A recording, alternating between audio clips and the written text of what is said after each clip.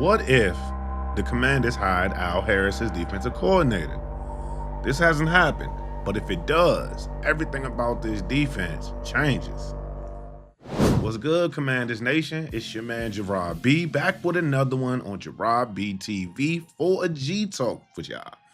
Everybody reacting to the Washington Commanders interviewing Al Harris for the defensive coordinator position. But instead of reacting, we're going to do something different. We're going to run a what-if timeline. If Al Harris becomes defensive coordinator, what does the defense actually look like? Who benefits? Who struggles? And what type of players would this front office need to add to make it work? This isn't hype. Just a little blueprint here. So let's lock in. So what if the Commanders stop trying to survive on defense and start hunting the football? Al Harris doesn't coach passive coverage, man. He coaches press man, disruption, and he generates turnovers, or at least turnover-worthy plays. In Dallas, we already know with DQ, they had about, 26 interceptions in 2021? And in Chicago this past season, they led the NFL with 23. In Washington, we might have had 13 in the last 2 years. 16 in the last 3. I gotta pull up, I gotta look it up. Let me know in the comment section what it is, but it ain't much. You know, we averaging probably about 6 a season over the last 3 to 4 seasons, man. So it's not necessarily our strength, okay? And DQ preaches ball is life. This will give you that, okay? This isn't a talent gap. This is a philosophy gap. Al Harris played the game at an all-pro level. So what if Washington jumps from bottom 5 in takeaways to top 10? That alone changes games.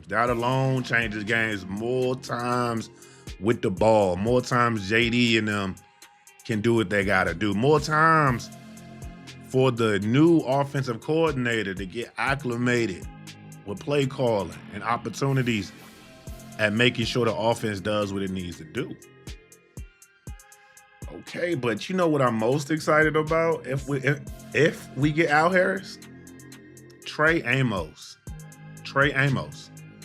What if Trey Amos becomes exactly what Al Harris loves? I think he is that. Long, physical, not afraid to live at the line of scrimmage. That's what we seen from Trey. Under Al, corners don't wait on routes. They attack them. And so we talking about an alpha already in his right. What if he goes from, a drafted CB2 to CB1, legit CB1? And he probably get 4, 5, maybe 6 interceptions this season. That's crazy in this timeline. Think about that for a second. Let's talk about Mikey Sainristil. Okay, because that's what if Mikey turns into a true turnover machine? He had 4 of them this year. Led the team with 4. We had 8. What if he hasn't had a coach that when they prioritize ball production, they actually lived it? Okay? Oh, think about that for a second.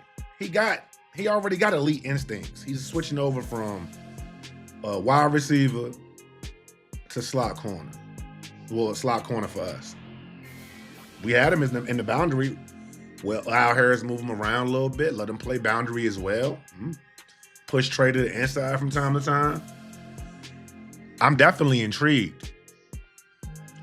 Because under Al Harris, come on, man.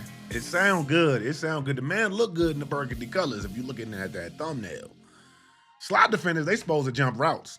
They bait quarterbacks under Al Harris' scheme. Them boys had 23 interceptions. Okay, Jaquan Brisker was going nuts.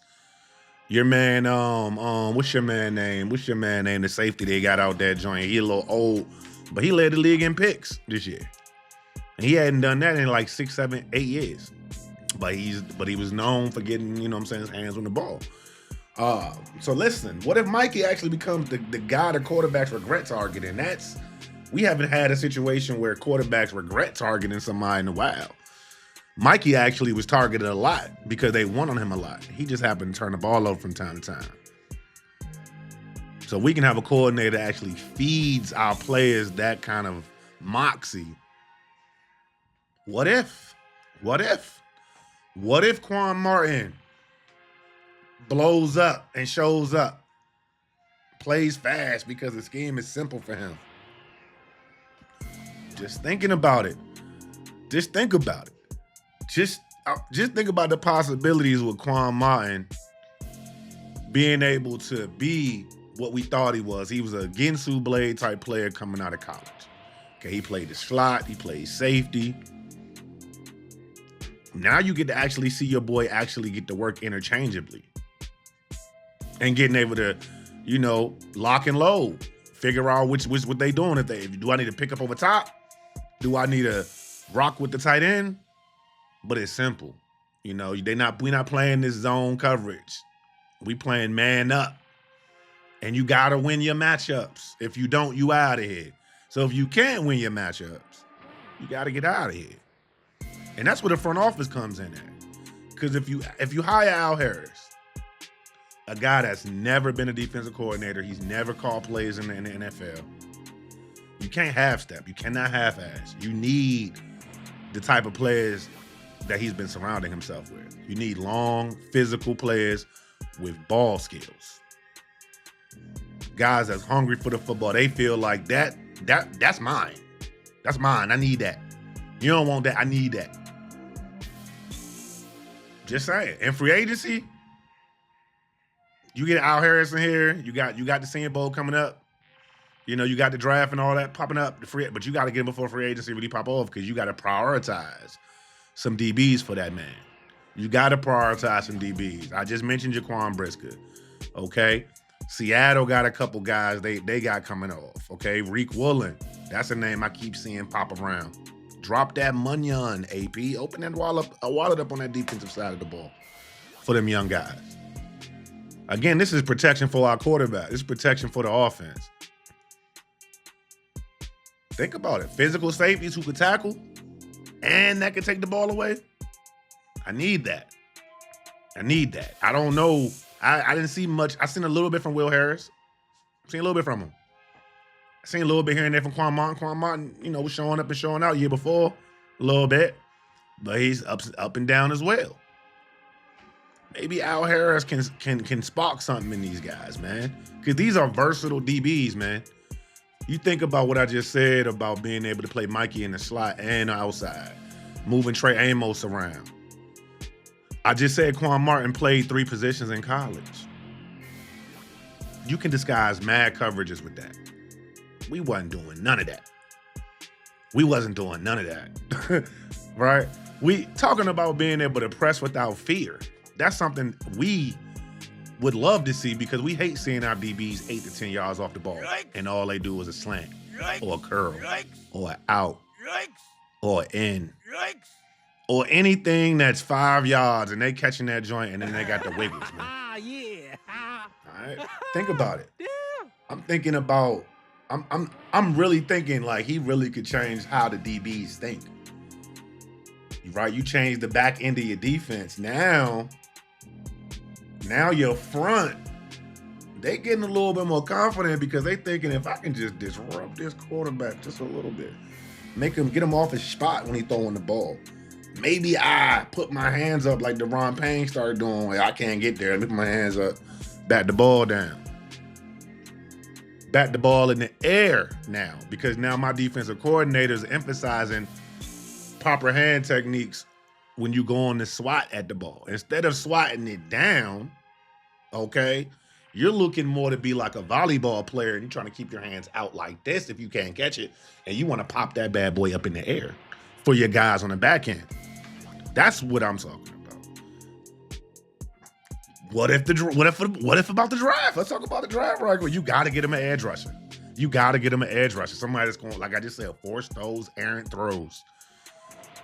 Or you go get him a true ball hawking safety, Caleb Downs. The last player would have been Ruben Bain or David Bailey. Go get him a Caleb Downs, a true ball hawking safety. Okay? And then you go get depth. You just get depth in the back end of the draft. A linebacker, Well, I say back end, we ain't got before. What we got? 4 picks in the top 200, something like that. Something crazy. So yeah, we'll get yourself a linebacker at the second pick, safety the first pick, in the first pick, safety the second pick. I don't care. A corner, you got to get some boys on defense. You got to get some depth. Now the defense can stop reacting. It can dictate things. I hated watching our defense last year or the year before that when they was literally letting teams dictate to them what they were going to do. And this year was worse. This past year was worse. But those is all the positive. Now let's keep it real. Let's keep it real. Let's be honest. Man, what if it doesn't work? Al Harris ain't never called a defense. Yikes.